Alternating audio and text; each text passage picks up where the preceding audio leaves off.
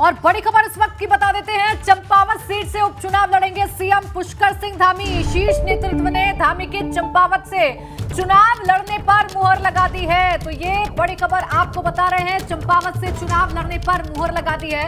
आपको जानकारी दे दें, एबीपी गंगा ने पहले ही आपको बताया था कि चंपावत से चुनाव लड़ सकते हैं सीएम पुष्कर सिंह धामी, और अब ये नाम तय हो गया है, चंपावत से चुनाव लड़ेंगे, उपचुनाव लड़ेंगे सीएम पुष्कर सिंह धामी। आपको बता दें कि इन विधानसभा चुनावों में पुष्कर सिंह धामी खटीमा से चुनाव हारे थे। सीएम उनको बनाया गया था, 6 महीने के भीतर चुनाव कराकर उन्हें जीत दर्ज करनी है। चंपावत अब वो सीट होगी।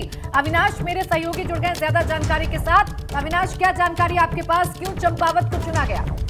जी देखिए, अगर बात करें तो चंपावत खटीमा से लगी हुई सीट है और जिस तरीके से खटीमा से चुनाव आ रहे थे मुख्यमंत्री, तो अपना कहीं ना कहीं क्षेत्र छोड़ना नहीं चाहते थे।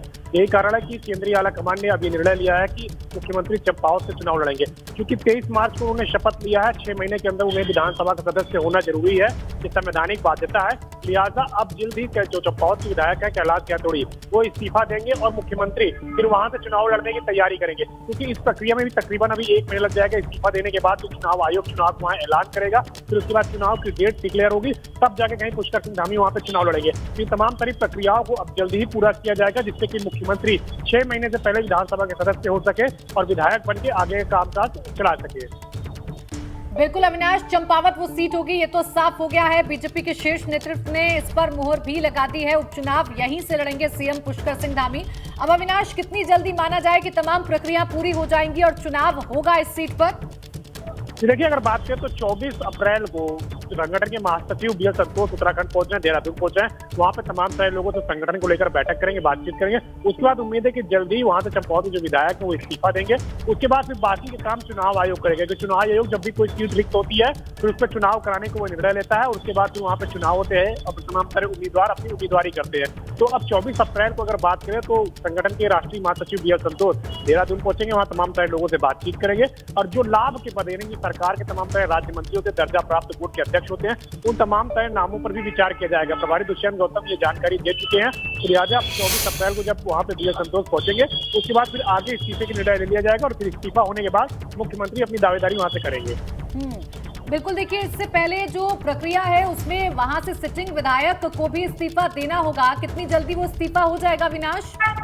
देखिए, 24 अप्रैल के बाद कभी भी इस्तीफा हो सकता है, क्योंकि 24 अप्रैल को खुद राष्ट्रीय संगठन महासचिव बी एल संतोष पहुंचेंगे। वो तमाम सारे लोगों से बातचीत करेंगे, संगठन में कई लोगों को दायित्व भी देंगे, कई लोगों को जो दर्जा प्राप्त राज्य मंत्री का दर्जा होता है उसको लेकर के बातचीत होगी। उसके बाद कभी भी इस्तीफा हो सकता है। माना यह जा रहा है कि इसी महीने इस्तीफा हो जाएगा, जिससे कि जल्द से जल्द चुनाव हो, मुख्यमंत्री विधानसभा के सदस्य बने। बिल्कुल, यानी जल्द से जल्द इस्तीफा होगा, जल्द से जल्द तमाम प्रक्रिया पूरी हो जाएंगी। अगर वहां के समीकरणों की बात करें अविनाश, वो किस तरीके से सेट किए जा रहे हैं चंपावत की सीट को अगर देखा जाए तो?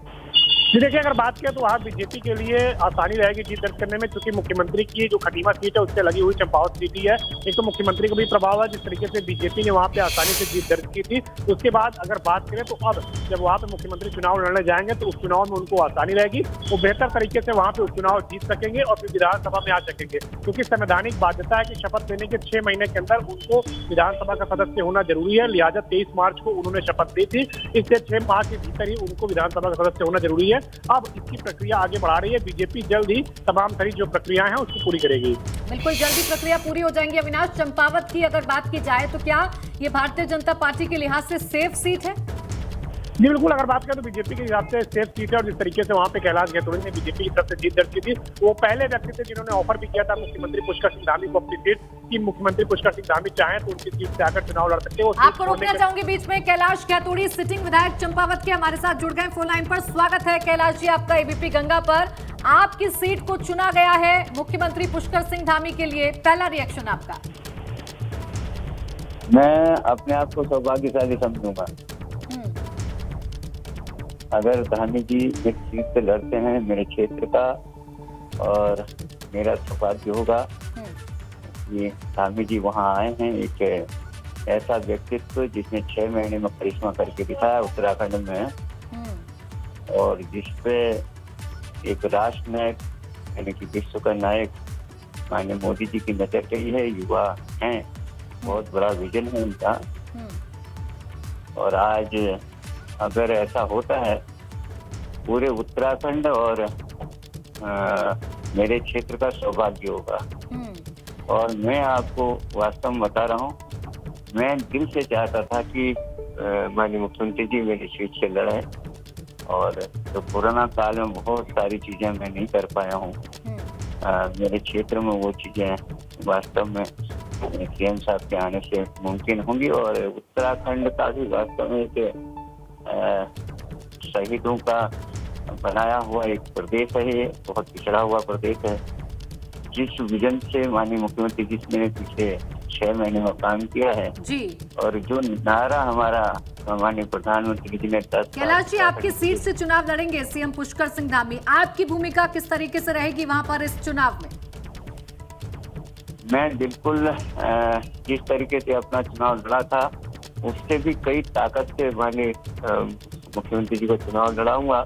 और आपको विश्वास दिलाता हूँ, एक प्रचंड जो सोचा भी नहीं हुआ, मेरे क्षेत्र की जनता की आवाज आ रही है ऐसी। मैं पूरे क्षेत्र से होकर के अभी पहुंचा हूँ घर में, और हर व्यक्ति की जबान पे है कि पुष्कर सिंह धामी आए, और सब लोग जो है एकजुट होकर के, किसी पार्टी से सारे लोग उसी को नहीं जानने वाले पहचानने वाले हैं, केवल पुष्कर सिंह धामी उनको दिख रहे हैं। देखिए अब ये सीट आपको छोड़नी होगी कैलाश जी, आपकी भूमिका को लेकर आपकी शीर्ष नेतृत्व से कोई बातचीत, इस चीज के लिए आपको कोई इनाम दिया जाएगा? ना मेरा, मैं आपको बताऊं, मैं ऐसा सब स्वार्थ रख करके राजनीति में नहीं गया हूं, और मैं केवल जनहित के लिए गया हूं। और मेरे संगठन ने, मेरे ऊपर के सारे लोगों ने मुझे विश्वास जताया था, दूसरी बार टिकट दिया जी, और मेरी जनता ने मुझे बहुत अच्छे। ठीक है, आप कह रहे हैं आपको कोई ऐसी उम्मीद नहीं है, ऐसा कोई लालच नहीं है। हमारे ब्यूरो चीफ अजीत सिंह राठी हमारे साथ फोन लाइन पर जुड़ गए, वो आपसे कुछ सवाल करना चाहेंगे। जी अजीत।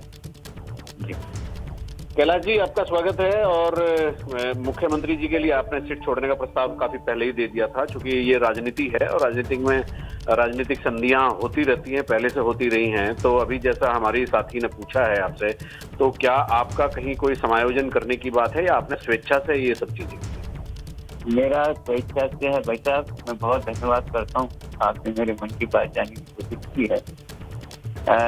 जैसा हमने देखा है, जिस तरीके से हमने उनकी कार्य प्रणाली देखी है, जिस तरीके से हमारे माननीय मोदी जी के बिल्कुल पद चिन्हों पर चल करके उनने इस उत्तराखंड को मूर्त रूप देने का, शहीदों के सपनों को साकार करने का काम पिछले 6 माह में किया था। दुर्भाग्य से वो हारे हैं। हमने तो उसी समय, उसी क्षण जिस समय मैं जीता था, मेरी जीत का ऐलान भी नहीं हुआ था, और मैंने बोल दिया था कि ये गलत हुआ है, उत्तराखंड के लिए गलत हुआ है। अगर जिसने 5 महीने 6 महीने में करिश्माई परिवर्तन किया था इस उत्तराखंड में, और आप भी चौथे स्तंभ हैं, आपने भी देखा है कि अगर 4 महीने 5 महीने पहले की स्थिति आप देखते उत्तराखंड में, आप मीडिया वाले ही कह रहे थे कि बहुत बुरी स्थिति है। और लेकिन ऐसा क्या हुआ, ऐसा कौन सा करिश्मा किया कि 6 महीने में ही जो है 47 सीटों में हम लोग चले गए। और कुछ तो सीटें ऐसी रही जो 60 पार का हमारा नारा था। ये सब माननीय मोदी जी और माननीय धामी जी और हमारे संगठन का ही एक करिश्मा था कि 60 के करीब ही पहुंच के हम, कुछ सीटें हमारी 100 वोटों से, कुछ 150 वोटों से ऐसे हारे हैं, अन्यथा तो हम 60 के करीब पहुंच गए थे। और लेकिन कैलाश जी एक सवाल मैं और करना चाहता हूं कि चूंकि मुख्यमंत्री बगल वाली सीट से विधायक होते थे, आपके बिल्कुल बगल में खटीमा और चंपावत बिल्कुल लगी हुई सीटें हैं, और आपने उनके लिए सीट छोड़ने का प्रस्ताव कर दिया। पार्टी हाईकमान इस बात से सहमत हो रहा है, तो मुख्यमंत्री आपकी सीट से लड़ेंगे, तो ये तो आपकी एक बहुत बड़ी जवाबदेही हो जाएगी। इस बात को हम आप किस तरह से ले रहे हैं? मतलब ये तो आप ही की जिम्मेदारी है, हराना, जिताने की जो बात है, जो जीत की इबारत लिखी जानी है, तो वो तो आप ही की सबसे बड़ी जिम्मेदारी होगी। कैसा आपका रहेगा इसमें नजरिया? मैं अभी क्षेत्र से आ रहा हूँ भाई साहब, और जिम्मेदारी से कह रहा हूँ, मैं कोई